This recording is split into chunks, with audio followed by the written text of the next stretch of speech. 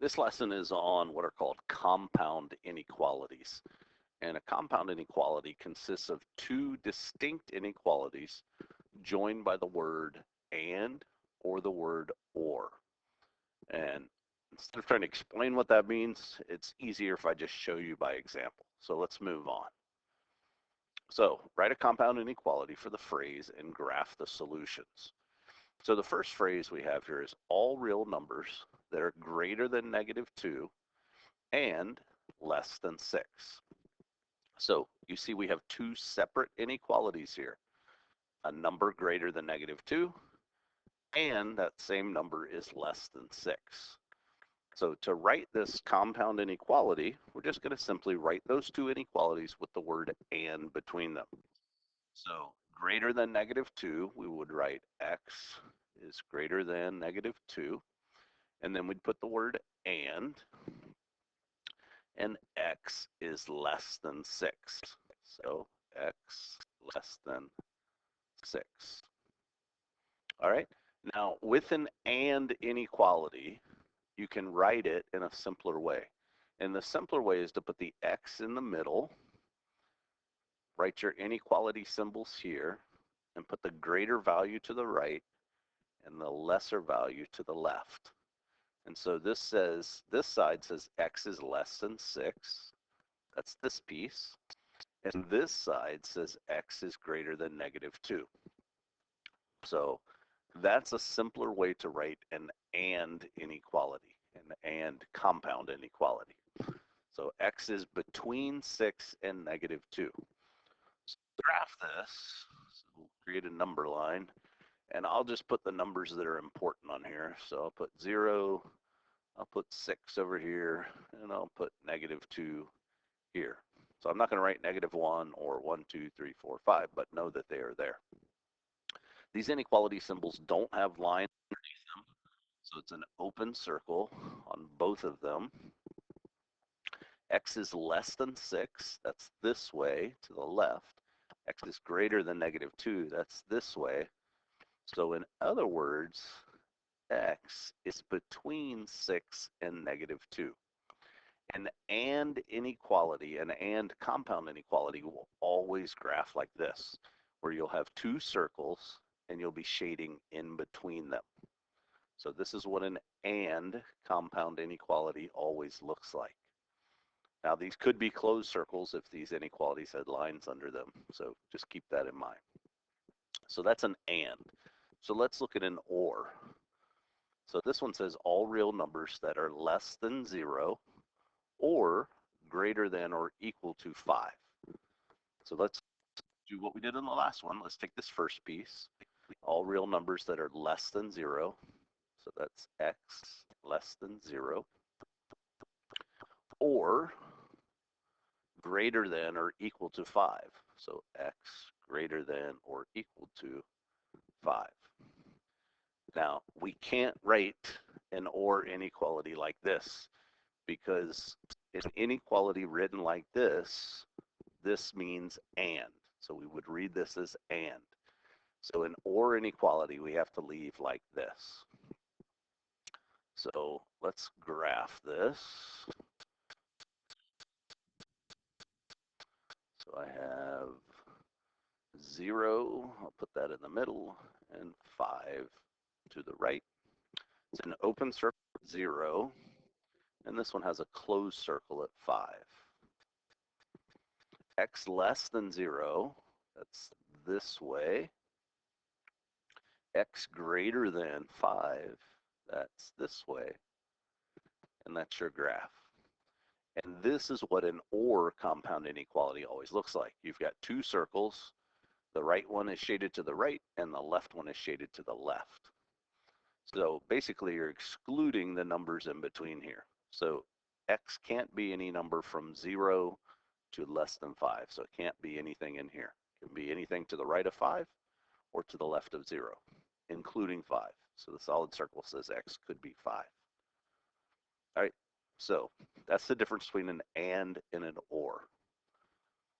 So let's look at solving them. So they want us to find the solutions to this compound inequality. Since it's written this way, we know this is an and. And so the way that we're going to solve this is we're going to break it into two pieces. So one of the pieces that we're going to solve is this inequality. And then the other inequality that we're going to solve is that one. So you've got two separate inequalities here.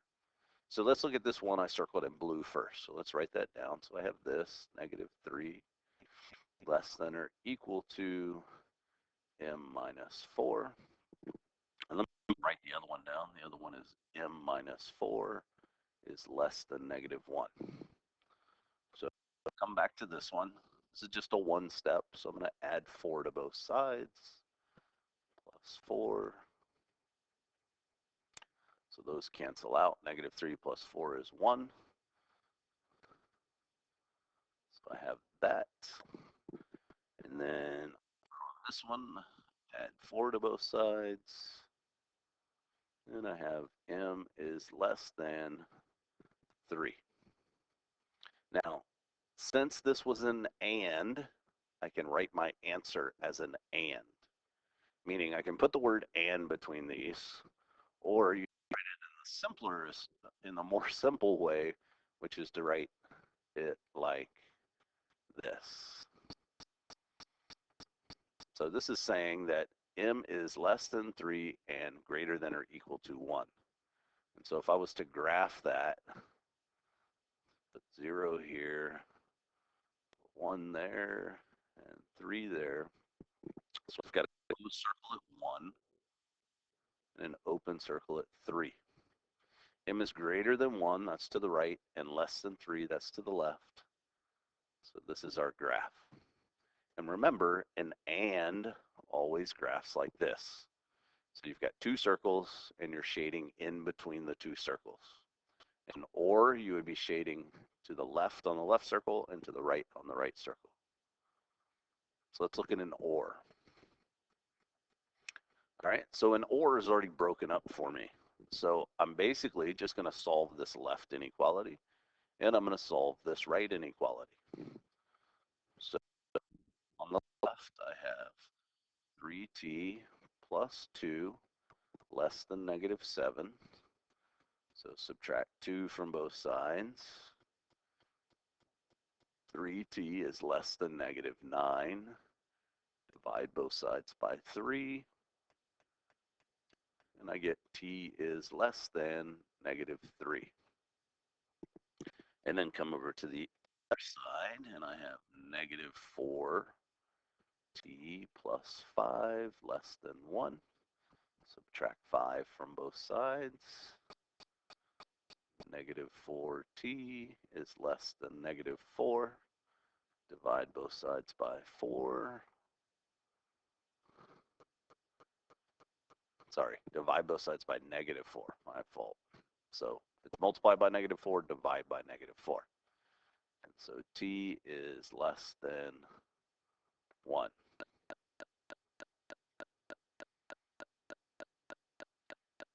Oh, I was like, I feel like I made a mistake. And I did make a mistake.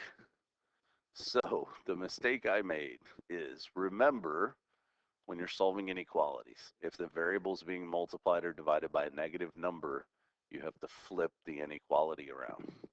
So I should have flipped this inequality.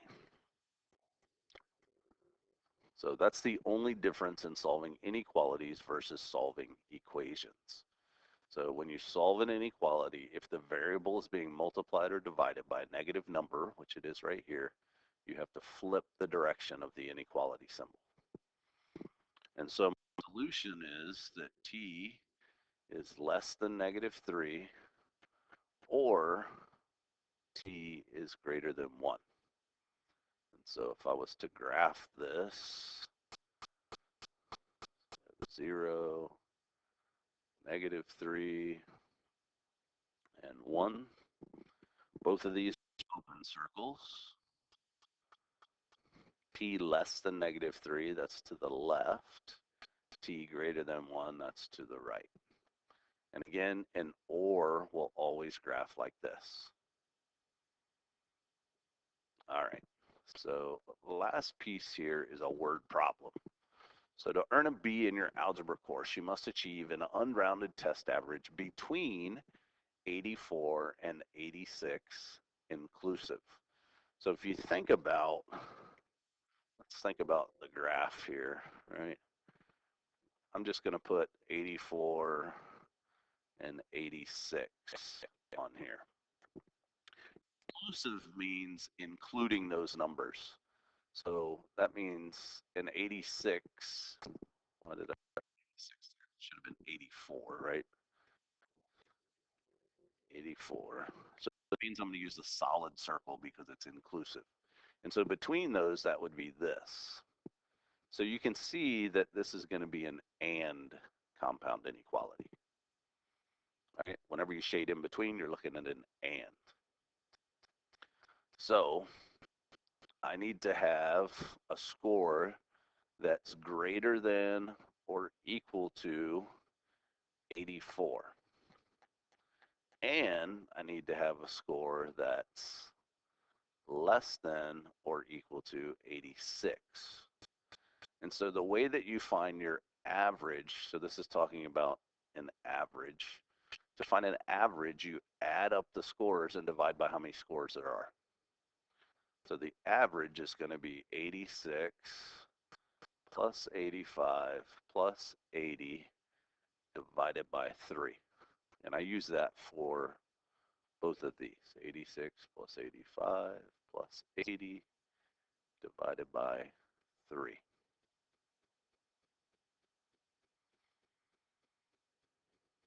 Oh, actually, I just messed that up. Back this up. But I guess it's good for you to see my mistakes and learn from them. So what it says is you scored that on the first 3 tests. What possible scores can you earn on the 4th test? So we have an unknown here. We have a variable, which is your score on the 4th test. So we've got 4 grades here. So when we add these together, what we have are 86 plus 85 plus 80 plus x divided by 4. So I forgot my variable in here. 86 plus 85 plus 80 plus x divided by 4. Right? So it's saying, what do you have to get on the 4th test? So what does this score have to be so that when I add these together and divide by 4, I get a score that's greater than or equal to 84 and less than or equal to 86. All right, so now we're going to solve these. And the first thing we want to do is add these together. So 86 plus 85 plus 80. Well, I guess, so to be consistent in the way that I normally teach, let me do this first. So what I normally say first is to multiply both sides by whatever this number is in the denominator to clear out the fraction. So let's go ahead and do that. So I'm going to multiply both sides by 4. And I'm going to work both of these at the exact same time. All right. So hopefully that doesn't confuse you. So the reason I did that is to clear out this 4. So now I have 86 plus 85 plus 80 plus x greater than or equal to 84. So over here, I'm going to clear out that 4. So I have 86 plus 85 plus 80 plus x less than or equal to, I'm making lots of mistakes today. I hope this is to your benefit. I forgot to multiply 84 times 4 over here. 84 times 4. But one thing you should be aware of, I don't say this just to make an excuse for myself, but the way I'm catching my mistakes is by I'm constantly thinking about what I'm doing and looking at what I'm getting and thinking, okay, am I doing everything right? And so that's how I catch that I forgot to do that, because I saw it over here and I was like, whoops, I forgot to do that here. So 86 times 4. So if you're just kind of daydreaming as you're working math problems, you're much more likely to make a mistake and not catch it. Like I'm making mistakes, but luckily I'm catching them. So now we have those two inequalities. So let's add 86 plus 85 plus 80. And that comes out to 251 plus x greater than or equal to 336. And so this one will be 251 plus x less than or equal to 344.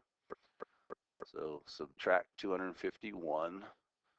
I hope I'm not confusing people by solving both of these at the same time. It's the same steps on both inequalities, so that's why I don't have a problem with doing them at the same time, because I'm doing the exact same steps. So that cancels out. I end up with x greater than or equal to 185.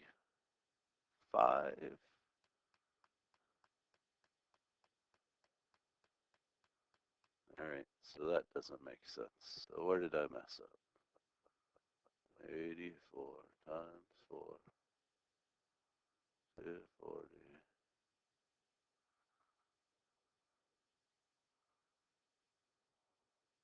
Something's not right here. What did I mess up? By 4 times 4.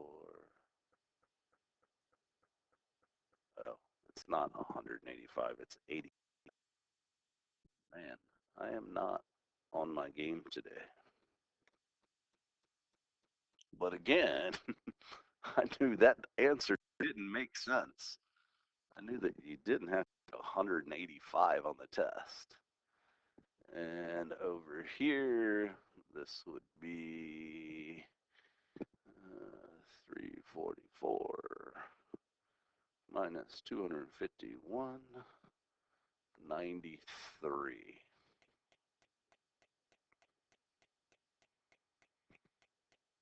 All right, so this was an and, right?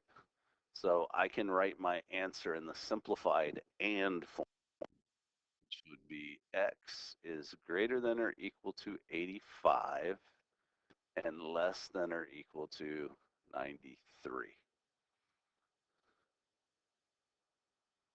All right, so I apologize for all my mistakes, but hopefully that was a learning lesson. I don't know.